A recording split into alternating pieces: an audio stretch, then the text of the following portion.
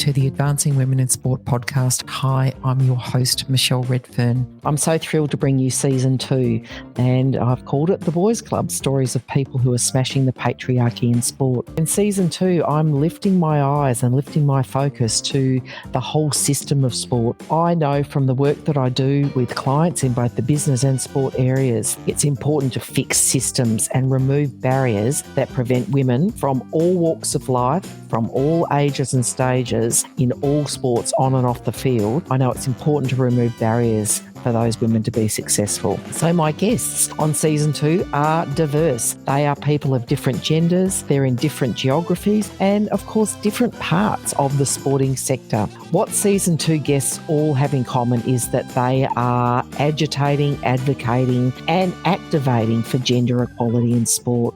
I hope you enjoy the episode. The Advancing Women in Sport podcast is created on the lands of the Wurundjeri people of the Kulin Nation. I pay my respects to elders past and present. I also celebrate the massive contribution that Aboriginal and Torres Strait Island peoples have made to sport, and I acknowledge their contribution across the world. Welcome back, listeners. It's terrific to have me in your ears again today. And for those of you tuning in who are basketball fans, I've got a real treat for you today. So today I've got Tony Hallam with me, and Tony is the chair of the Melbourne Boomers and various other things. And I'm going to let him tell his story about how, his work in sport, specifically basketball, and in business. But fair to say, I've been gently stalking Tony for a few years now and watching what he's been doing, and he's been quite inspiring to me because he is one of the great blokes in sport and in basketball specifically that is doing stuff to level the playing field for women. So, Tony, welcome to the pod. Thank you for taking the time out to share, your story and to answer my annoying questions. Thanks, Michelle. Thanks for having me. And equally, I've been stalking you gently on LinkedIn as well. So I'm not sure I think you might be overstating it to say that we're leveling the playing field. We're just trying to tilt it. Sorry, we are tilting it a little bit, but boy, it's got a long way to go. Yeah, and we were just having a conversation before I started recording about how you're tilting it and the advice that we're going to share, that you're going to share with our listeners today, because the whole point of this podcast is to really showcase and amplify the not only the voices but the acts of advocacy that the folks that come on here, my guests, are taking to level the playing field. And we talked about revolution versus evolution and how long it's going to take and what have you. But the reality is there's some stuff that every single person can do right now. And that's what I'm keen to hear about. But before we get into that, Tony, can you tell our listeners the Tony Hallam playbook? So your career and what's got you to where you are now. Yeah, look, maybe in less than a minute, I'm pretty well a Melbourne boy. I've been fortunate enough to live overseas and in Perth and work in a couple of other countries, and that came through the first 20 years of my professional career with PricewaterhouseCoopers. And but I was an auditor, an audit partner, so a lot of training in analytics and I suppose dealing with people, and then always loved sport, and a big part of my growing up, both playing and watching, probably a bit obsessive at times around different sports and particularly different teams. I'm a tragic Collingwood supporter, love my golf, love Major League Baseball, have done since I was 20, so not just local sports but sort of international sports, and sadly over my 55 plus years, it's become easier to consume professional sports, so probably more of my time gets spent watching it. But and then I took a right-hand turn in the middle of my career when I was 40, perhaps had a bit of a midlife crisis about what I wanted to be, and moved into professional sport. And I've worked in Golf Australia, football, what is now Football Australia, in and around a couple of big events. I was very fortunate enough to be a board member and then become chairman of what's now known as Marble Stadium, and that was one of the more fascinating and really interesting professional experiences I had. And then since then, have owned a couple of businesses, and one of those is I'm very privileged to be one of the ownership group of the Deakin Melbourne Boomers, who is a WNBL team, plays in the National League. We have, with genuinely elite level global basketballers playing with us in Tess Madgen, Kayla George, Tiffany Mitchell, Ezzy Magbagor, a very history club. One of our legacies is that we are the oldest professional women's sporting franchise in Australia that is still in existence. So we started in 1984 and have been continuous since then.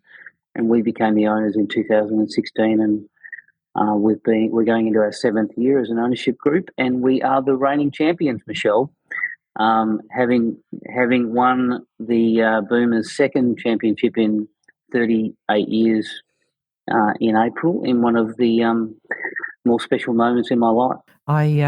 So we're going to talk about the TV series, or the series about the Deakin Melbourne Boomers shortly, but it's fascinating.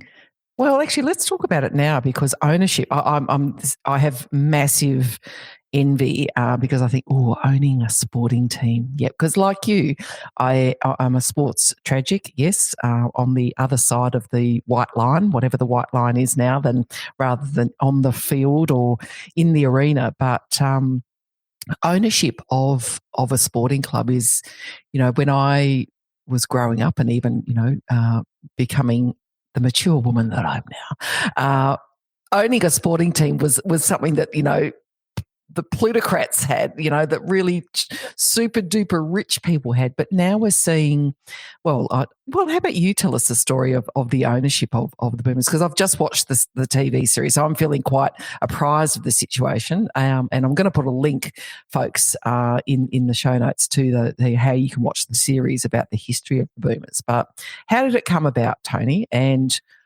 what was important about you stepping in as an owner, and then, of course, in your role as chair? It's an interesting question, and I would emphasise it's not just me. So there are 8 of us. 7 of us have been there for going into our 7th year. Mark Ronan from Adair's joined us, but he'd been a sponsor and a supporter since day one. But he joined us in the ownership group 2 years ago. Look, I'd say I'll first of all tell you a little bit about how it came about very briefly, and then talk a bit about what I think it means to us, and maybe more particularly to me. So life's a bit about timing, I think. The opportunity came up because the club, or the Bulleen Boomers Bulleen Templestowe Basketball Association, who had been the owners and the founders of the Boomers, were needed to redirect their resources and were handing back the license to Basketball Australia. And I read about that in the newspaper. I knew the Boomers, and a bunch of the ownership group of the 8 of us live in the eastern suburbs of Melbourne, so there's a lot of heritage and legacy from the Bulleen Boomers days, ABC TV, and so on. So and most of us had some connection to basketball, but mainly through maybe our kids played, or a couple of the owners. But Julia Walsh has been at Bulleen Templestowe all the way through since she was a young adult or a young person, when there were no women's teams, no girls' teams at Bulleen. So we knew about them. And then probably with some of the background I had from Football Australia, being in the A-League, I knew enough to be dangerous about what being in a league was, what owning a franchise was. But remember, the scale of a WNBL team is not the same as an A-League team. An A-League team at that time, you needed about $8 million a year operating budget.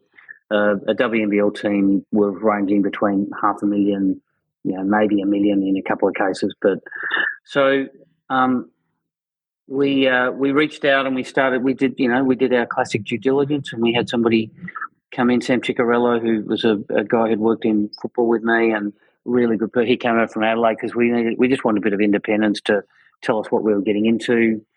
And not all of us knew each other as well. So the 8 of us came together. We bought the business for $1, and which probably gives you a sense of what it was, what the business side of it was. It was a beautiful basketball program, but you'd have to say at the time it was, just because of resourcing, it was semi-professional. And about 4 or 5 months later, we officially took the license and we started this journey that, I would say probably 2 things I'd say about it. One is we feel quite privileged. Certainly I feel quite privileged with the opportunity. It came at a really bad time in terms of how busy a couple of us were, but, busy people lead busy lives, and what an opportunity. I mean, I think you think back and go, to your point, what an opportunity. And then secondly, we worry like small business owners worry. So we worry about, can we pay the payroll, because you are taking on a responsibility, a custodianship, not just of a pretty important, I think, sporting brand, but actually you're employing people. So those who are listening who are involved and own small businesses, I talk with other small business owners, because we are a small business. We now turn over about $1.3 million, and we have operating expenditure of 1.5. So we run a deficit every year, but that's conscious. That's not and we view that as an investment in our business. So people say it's running at a loss. We're investing in our business to grow it. It's a really delicate balance, though, because we're not multimillionaires. We're not. I think we've all been done well enough, and we feel there's an element of give back, but it's not give back in the sense of being on the board or committee of a club. That's different, because when you own it, the responsibility and financial accountability genuinely sits with you as owners of the business. Absolutely. And that has I agree. Yeah, it has a tension to it that is interesting, but at times quite stressful. Oh, absolutely. And as a small business owner myself, you know that there's just something different about being a small business owner versus working in a big business, when you are literally responsible for the livelihoods of the people on your payroll. So I have to ask, though, that the logical question: why this club? Why a women's basketball team? And why was it so important that you? And I'm going to use the word saved. And I'm very conscious. I know, but there's certainly an element of, there's a group of you that saved this club from no longer being in existence, and therefore the knock-on effect. So humour me, because I can't think of another word right now. But so the group of you decided, okay, we're going to do this. So why a women's basketball team? Why in the WNBL? And so, and I don't expect you to talk on behalf of the others, so because I'm interviewing you. Why was this so important? Look, I think it's a multitude of reasons. I think timing is a factor. So, I think there are times in your life when things get in front of you, and for your own reasons you decide, no, that's almost too good an opportunity to pass up, or too unique. I think certainly for me, I felt like I had enough knowledge to have a crack at it. So it wasn't like I was going into an area that I didn't, I was going to be completely learning. It was a bit of a culmination. I say this quite often, that if I look at what I'm doing in the business, in and around the business, and this is just me, it brings together a bunch of the things that I've done in my career.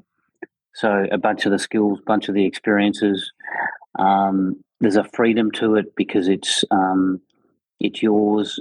There's a bit of ego in it because sport is, disproportionately interesting to people. in our community. I think in Australia, that's one of the reasons that it first motivated me to move into sport, is that in terms of impact, sport's disproportionately important in Australia to the way people think, to the way people interact. So there's an element of that, of probably, relevance is part of it. I think also we were able to do it. So financially, within certain parameters, we felt, my wife and I we're both the owners of our share, that we could do it. So we weren't putting at risk our family, and that's in terms of financial plans or whatever. That's the number one priority. So we weren't putting that at risk. So, and we weren't thinking that this was also the way we were going to make our next, piece of our family, sustainability from the financial. It wasn't like let's do this and we'll make a mozza. It was, so it wasn't, so we could do it. It was a really important piece. And then the women's side came, I think, in part because I'd learnt a bit and probably changed a bit, and we may get to this a little bit later. The experience I've had in golf, and particularly in football, I'd taken a few lessons about myself from that. And then I also think that both for me and I would say within our 8 owners, there's a connection into basketball and women's basketball in particular. So in my case, my 2 daughters have played it socially. I'm not a basketball person by background. I didn't play it when I was younger. My wife has never picked up a basketball in her life. Our 2 daughters have played, through the Victorian system, not at any huge level, but it's been part of our lives since Grace first started playing domestically when she was 10. So there was an affinity to it, and so there's all those pieces that came together, and then probably just a sense of, if we didn't do this, what might we be missing? I think, and so 7 years later, it's a big part of our life. It's a big part of our family life. I obviously spend more time in it than the rest of my 2 daughters and Kath, but it permeates, and I think that's a pretty amazing thing for us. That new people, new relationships.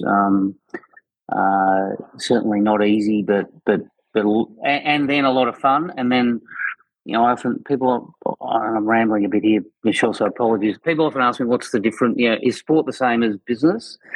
And there are to me, it's a lot of it is around people. So yes, I don't think I wouldn't be able to do now what I did without certainly my 20 years at PricewaterhouseCoopers is given me a foundation.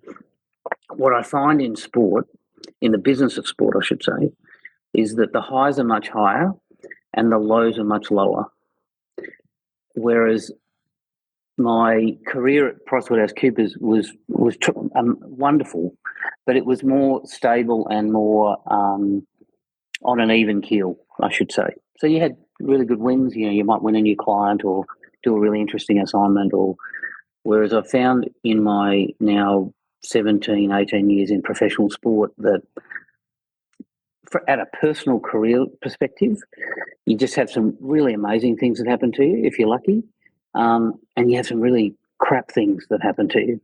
And I think that's made me, to be honest, probably made me a better person in many ways, and certainly a better business. I couldn't agree more. And a couple of points I want to pull out there in what you've said, Tony, is that there is so much, I said off air, I like to bring sport to business and business to sport, because the two sectors, they're not two separate sectors. Of course, they're overlapping and intertwined. But I think for those of us who've got backgrounds in business, particularly management and administration, there's so much opportunity to use those skills in sport. And for me, I'm probably a little bit the same as you. I worked out when my kids first started playing sport, this was how I could actually have an impact for sport, was through my administration skills, my management skills. Yes, I was a coach and, did sausage sizzles and umpire escorts and all that. But the reality was getting involved in committees and then boards, particularly in footy, that was where I could have an impact and really bring those skills, the same as you have done. And I think first call to action for anyone listening thinking, gee, I wouldn't mind getting involved in sport. If you're in business, bring your skills. Your skills are needed in sport because we actually can't have 10 point guards sitting around the boardroom table of the Melbourne Boomers, because the point guards are fantastic because they bring their point guard experience, but they may not have done an MBA. They may not have run a business, and we need that diversity of thought to run really well, to contribute to really well-run, sustainable businesses that are sports businesses. And I think that the second part is that, what I'm sensing out of what you've just said is a portfolio of interests. And a great friend and mentor of mine says, he's a professional director. He said, profit. I'm on some profit boards that are for profit, boards that are for purpose, and then some that are my passion. So profit, purpose, passion, and I've thought it's really great advice. So if you've got a passion for sport, jump on in and start. Volunteer. Be volunteer for one of the committees or what have you. Because by crikey, we need all of you. Hey, I want to talk about. Let's talk about the women. And, I've just finished last week watching the Sidelined, which was the series around the women. So the fight for equality in women's basketball. And I have. I want to bring this back to you. Have you watched all 4 episodes? Yes. Okay, yes. Let me ask you a question. So give me 2 moments out of it. Number one was the sheer lack of, you got the women going to this amazing final series and just no media. There was nothing, and I think one of them just said, what are we going to do here? We get 30 seconds on nightly news. We are about to really take, because I think after the victory in Perth, and I'm going to talk about that as my second moment. We're positioned to take this championship. We're getting nothing. Where's the media? And women's sport in the media, mainstream media, is a real bugbear of mine. So, and I want to talk about it. So that was number one. Like, really? And for a person who doesn't religiously follow basketball either. So I was blissfully unaware because nothing was coming into my feeds or on my streams about the fact that this terrific, exciting final series was taking place. The second moment that stood out for me was when you folks got invited to the Perth celebration, because they were so sure that they were going to win. And as a woman from Perth, I was having a real chuckle going, wow, that's backing yourself in. Let's invite the losing side before they've even played the game to our celebration. So there was a bit of a, flipping the bird as you walked out. It's like, yeah, thanks for the celebration. It's ours now, not yours. Well, it's there's a little bit of background to that as well that might, and without spoiler alert to the people who the feedback we've had on the documentary series has been unsolicited in many cases and just amazing. So and it's not ours. That's one thing to emphasise. Adam McKay, who's the filmmaker, he made it. It's an independent production. There were some parts we contribute to we obviously gave him access, but unlike I think some other sports documentaries, it's not a PR exercise for the Boomers. So that's one thing to be really clear on, is that, and we say that quite often because I think there is an element in some of the documentaries that are done where they're really, to a degree, marketing exercises for the club, the league, particularly the individual athletes, where it's not journalism as such. It's and that's okay as long as you recognise that for what it is. I think one of the things that I still find sometimes an assumption that from people that like their sport but don't necessarily follow a lot of women's sport is that this isn't as competitive as as men's sport, right? And I have, if you've ever met Tess Madgen, there is no more competitive person, and I have met a number of competitive people because that's one of the common traits of elite sports people, than Tess Madgen. I mean, she would fight for anything if you put it in front of her. And I think there's almost an element in that invitation that it's all very friendly. And it isn't. It's deeply, deeply competitive. And so we had a lot of debates with Adam, because obviously putting that story in is, it's not a controversial story, but it's a pretty cool story as to, was that the right thing to do? And the answer was, these are the stories that need to be told, to share. We're going over in 2 weeks' time to Perth to play the opening game of the WNBL season against Perth in Perth. Well, I suspect a few of their fans watched it. And I reckon we're going to get a bit of crap from it, but that's okay. That's okay, because this is why I love sport, because as much as we want to be careful around sledging and but there's a psychology, and there's just stuff. So much of sport, particularly at an elite level, is played off the field. If you think about all the different codes of football, the ducks and drakes that we play around, who's going to get selected, who's in, who's out, and, the teams being released. And you play games and you release a little bit to the media here. Oh, yeah, so-and-so will be playing, or so-and-so won't be playing. So, because your opposition's watching your every move to say who we're going to have, lined up on Tony in the front pocket, or, whatever it may be. So this is the game of sport, which is so... I find it exhilarating, but I found that I just thought, wow, talk about a tactic that kind of didn't quite pay off. In fairness to the, I don't think it was. But it was mind games, right? It was mind games. They were saying, we are so certain, and we're going to plant the seed of thought in your minds that you're not going to be the winners, and that's the mind games that I don't know that I don't. I think that might be, to be honest, that might be stretching what happened in that case. I think more particular. I would say more the relevance is the reaction that our team had to it, which was we won't talk too much, but the other bit is, look at us, look how animated we're getting about it. How that to me is one of the. That's sport. I mean, it's disproportionate, but and some people look at it and go, well, how could people get that interested in something like that? And the answer is, that's just what it does to you, and that's why if you love it. Anyway, we digress. But look, sidelined. It's one of the prouder things that I've done and supported in my life.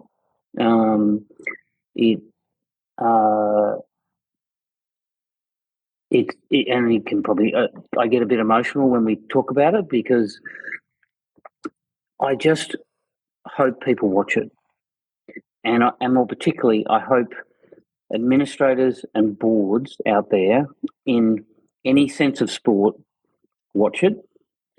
I particularly hope the board of Basketball Australia watch it. I'm not convinced that they have, and I would love them to. Not because it's shoving it down their throat. It's actually a chance for people to see what they don't get to see. And I'm, along with people within the Boomers and other WNBL clubs and other women's leagues in Australia, we're privileged to see some of it, right? So one of the reasons we're stronger as advocates is because we get to see it and live it. Well, here's a chance to see it and maybe not live it, but get to see some of the rawness of it. And it mirrors so many of the issues in our general community. And to me, that's why I'm proud of it, is because maybe in its own way, it might have an impact in basketball, not just women's basketball, but in basketball. And it might, might have an impact. So we're taking it we're going down to Gippsland in November, and we're going into half a dozen high schools with sideline, because and questions been asked. Well, we'll get the basketballers to watch it, and the conversation has gone on to say, no, this is for boys and girls. Right? It doesn't matter whether they like basketball. It doesn't matter whether they like sport. And the issues of race and identity that come through in the first episode, they're right across our community, and again, that's the disproportionate power of sport to generate conversation. So, all I'd ask people is, it is entertaining, I think, as well. And look, I'm a sports doco nut, and I'm obviously biased, but I'm very comfortable putting that in front of anybody against any other sports doco that I've seen. And I'm a 30 for 30 ESPN fan. Like, I've watched every one of them 3 times. So please, look, all I could say is just take the opportunity to watch it. SBS On Demand, KO. And if you get stuck and you don't have either of those, although SBS On Demand is free, just send me a note and we'll find a way.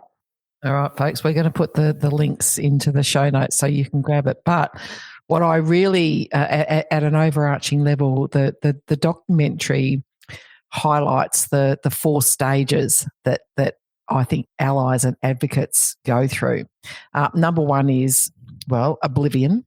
So there'll be a lot of people out there, to your point, who have got absolutely zero idea, or zero concept, I should say, about just how tough it is for women's sport or women in sport, and those of us who support it, because of a whole range of issues. And the documentary catapults you into awareness, a state of awareness.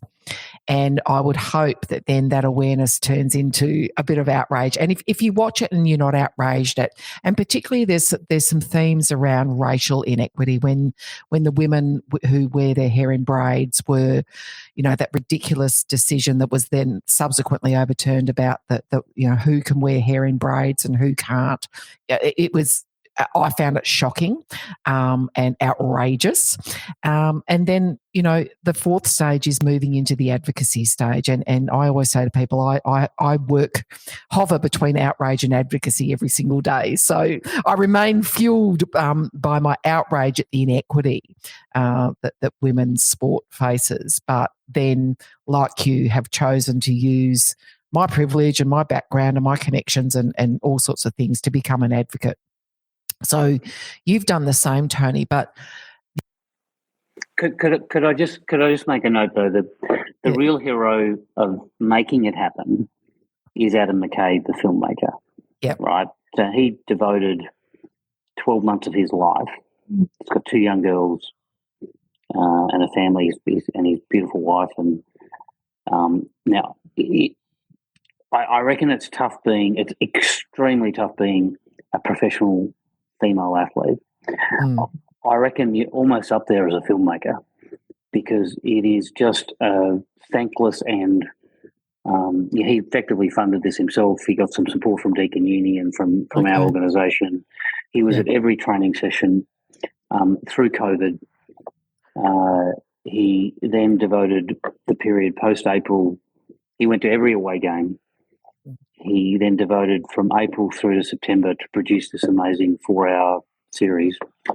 I just want to give him a shout out, because it just a remarkable human being. And again, I'll make sure that I hunt down Adam and put all of the links in the show notes, folks, so you can learn more about Adam. Well, I can tell you it's sideline doc.com is the official website. So just go there and as a starting point. But yeah, thank you. Appreciate your support, Michelle. It's fantastic. Yeah, no drama. But you do, when you're in the advocacy zone for women in sport, Tony, you bump up against some stuff, right? And as leaders, we have to navigate getting towards the goal, remaining focused on the goal, what the end goal is. But we've got to navigate some of that duress in the meantime. What does that look like for you? So what does and where I'm going with this, Tony, is that there's no point sugarcoating the fact that if, for those of us who are working in trying to level the playing field for women in sport, we've got to say you will bump up against stuff that's not fantastic.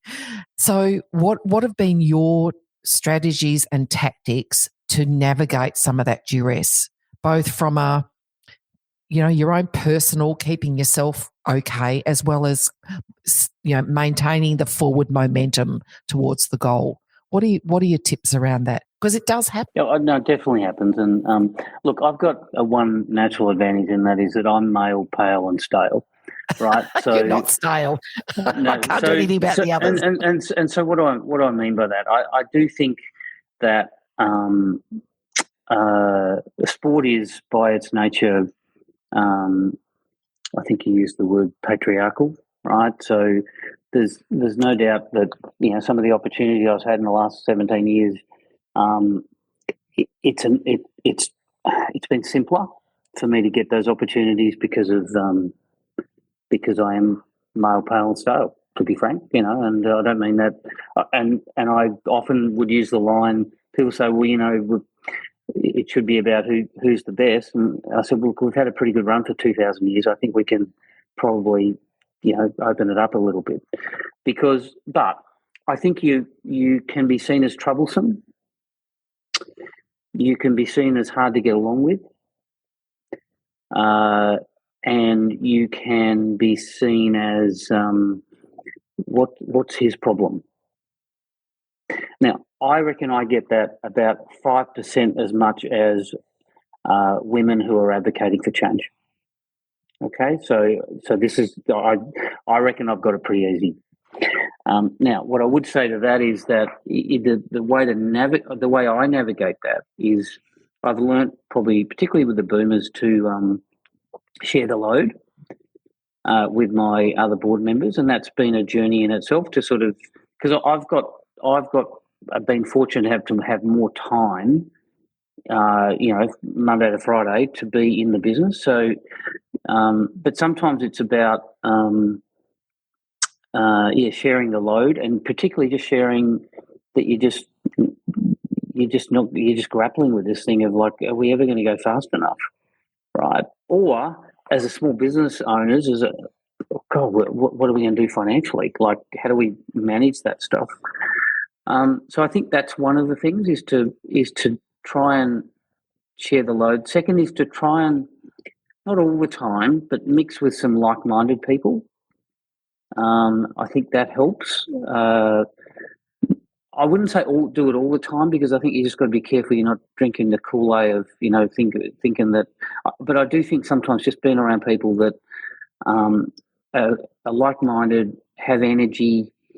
I was given some advice by one of my first chair when I went into sport was to work with young people, stay around young people. And by young, I mean, under 35, not under 20, because it does give you energy. I think the next thing I'd say is just try to remember the wins. And I don't mean just on the court. I just try to remember that. Don't just celebrate them, but just remember them sometimes and reflect on them. That remember that we now employ 20 people, and when we first started, we employed 12. So. And then sometimes I think the other one I've probably learned is just sometimes you just got to walk away from people and not deal with them, and find a way that just sometimes you're not going to change them, and so just walk away and be okay that they don't particularly rate you, and perhaps you don't want to deal with them, and and that's not always easy, because sometimes you really need what they've got. And that can be media, it can be venues, it can be facilities, right? You really need, and when I say you really need them, well, there's always people say, well, there's always another facility. Yeah, but geographically that has an impact.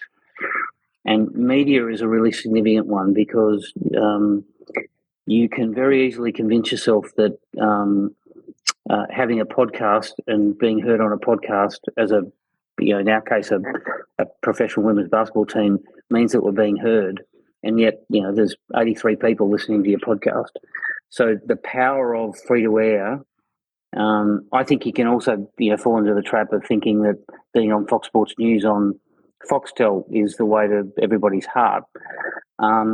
So I find the media piece, I've had to give up a couple of trying to do a couple of things. So because you can spend so much time and energy trying to get a story into the Herald Sun that, in fact, you miss doing a couple of other things that, as much as that Herald Sun article makes you feel good, and so I don't mean that with any disrespect to what I'm saying about people. It's just sometimes you've got to walk away from, you can't change that.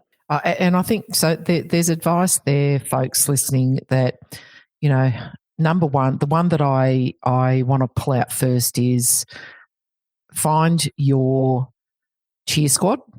So those other like-minded people, because when you're when you're dealing with adversity or duress, and I'm fully acknowledging that there's a spectrum here. Sometimes it'll be those annoying little things, other things it'll be right to the other end of, this is seriously damaging. So find those people that you can drop the armor around. You can just be yourself, and they're like you. They get what you're doing. You don't have to justify your existence.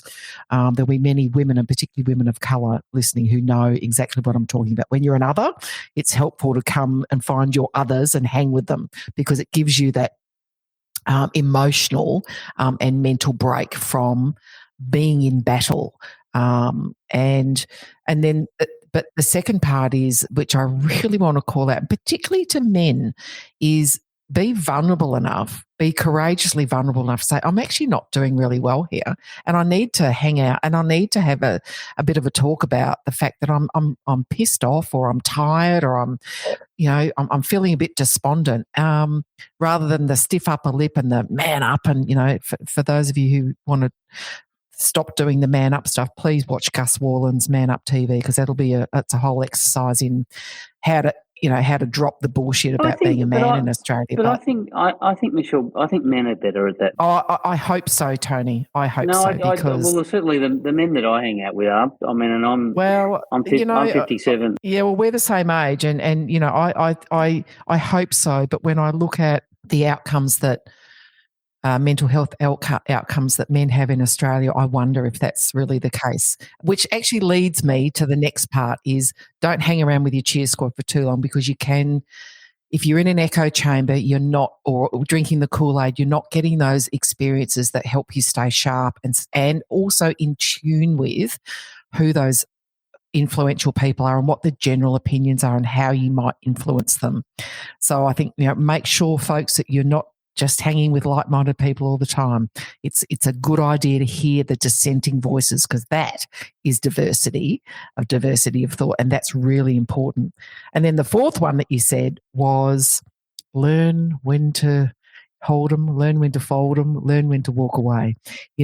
Lose the battle, win the war. Not that I particularly want to make war-like references, but when do you walk away? And I've got to say, I feel duplicitous giving that advice, listeners, because I'm so shit at walking away. I've got my mum on my shoulder going, "Oh, Michelle Redfern, you always stay and fight," and she's been telling me, just nod your head, say yes, and walk away. And I go, I can't. But anyway, good advice. So good advice, but not always followed by yourself. No. I'm very good at dispensing it. No, as in me as well. I'm not necessarily good at. Well, we have goals. We have goals and aspirations about our behaviour. But anyway, so so there's some tips for you, folks. So we get involved, but understand it's not. If you want to advocate for women and girls in sport, it is not going to be a cakewalk the whole time, but those are 4 tactics or 4 strategies that you can invoke to keep on showing up and keep on being an advocate. And I guess that leads me to my next sort of conversation starter with you, Tony, is if someone's listening to this going, yeah, I actually do want to get involved, I do want to do something, where do they start? What could, I'm a general person who says, I've just watched Sidelined. I'm outraged and I want to be an advocate now for the WNBL or whatever it may be. What do they do? Look, I think first thing I'd say is whatever you're doing, make sure you're interested in it, because otherwise it won't probably last. But it doesn't mean you need to know that you're interested in it. Just go and play around with it and see whether, I've had people come to the Boomers over the last 6 or 7 years without any great interest in basketball, let alone women's basketball, and now they're sitting on the sidelines and coming as they do to an AFL club.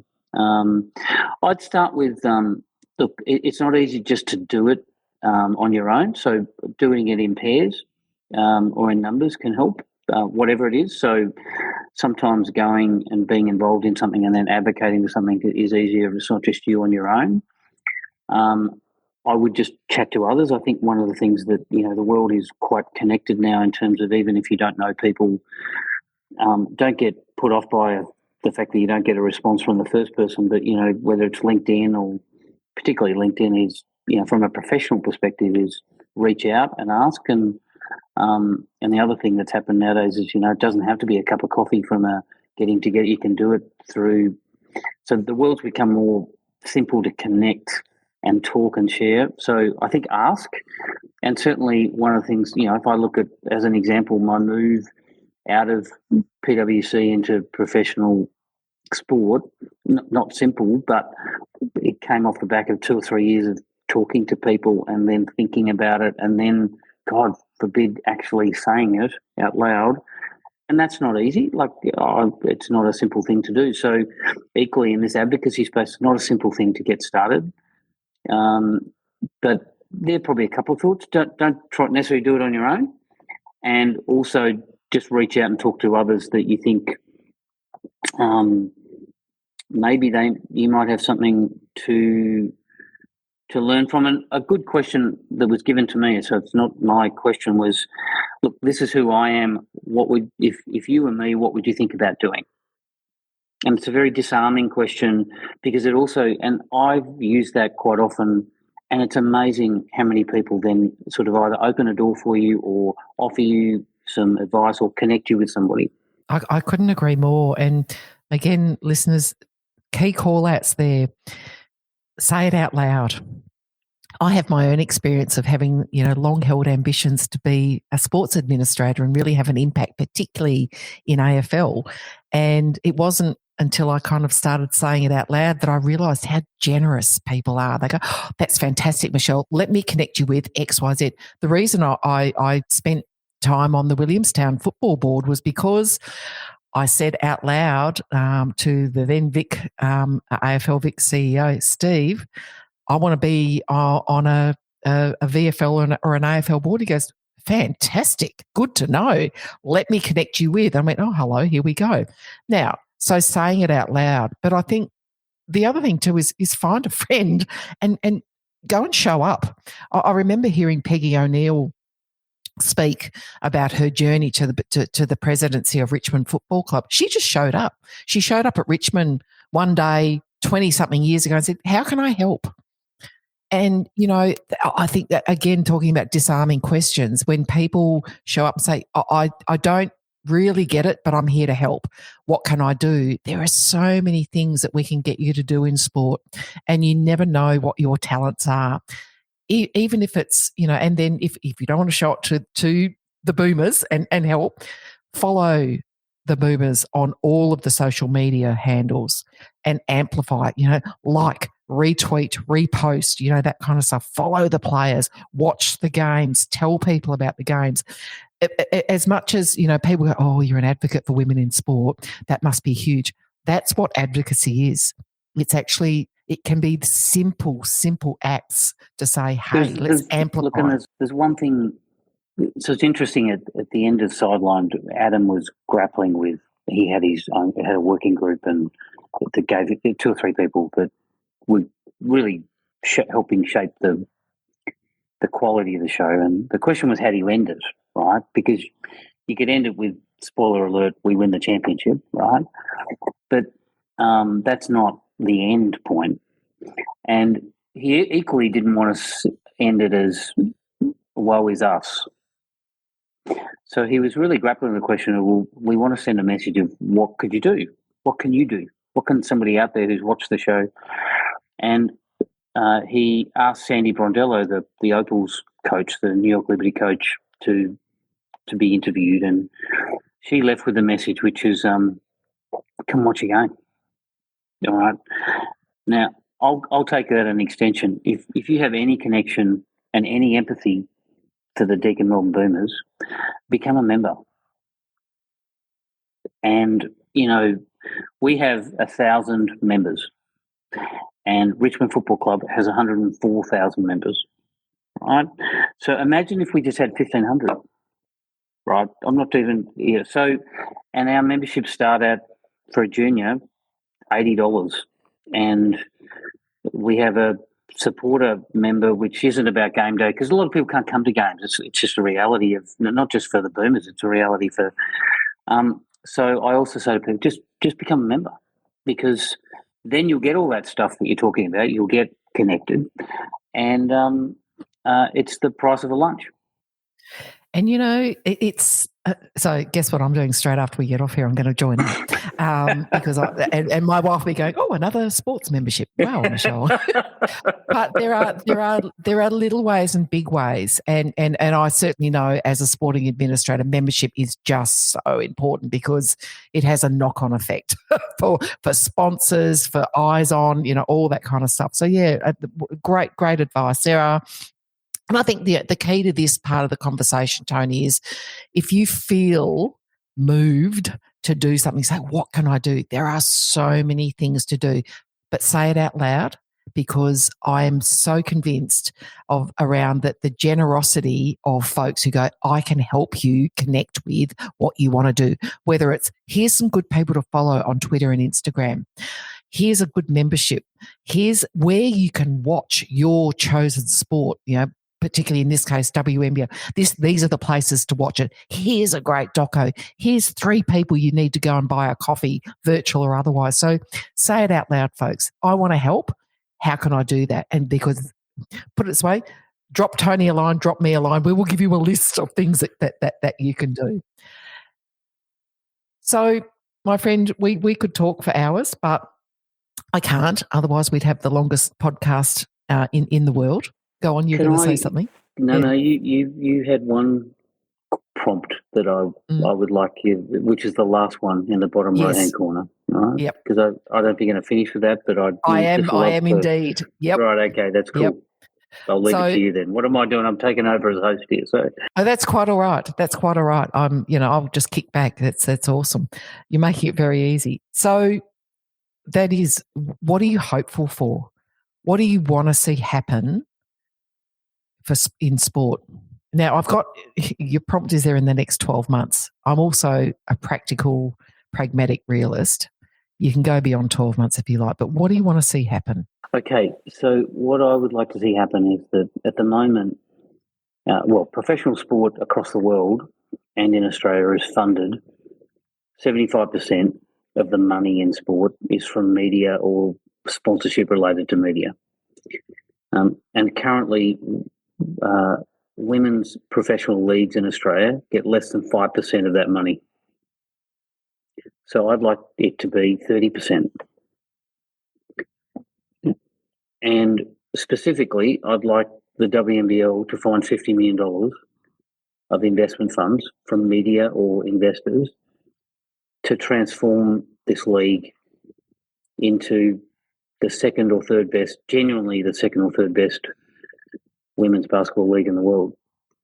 I love it. I do like a good set of numbers. I love an aspirational goal. But what I'm sadly not shocked by is that less than 5% of the money coming out of media and sponsorship goes to women in sport, and particularly to professional women's leagues.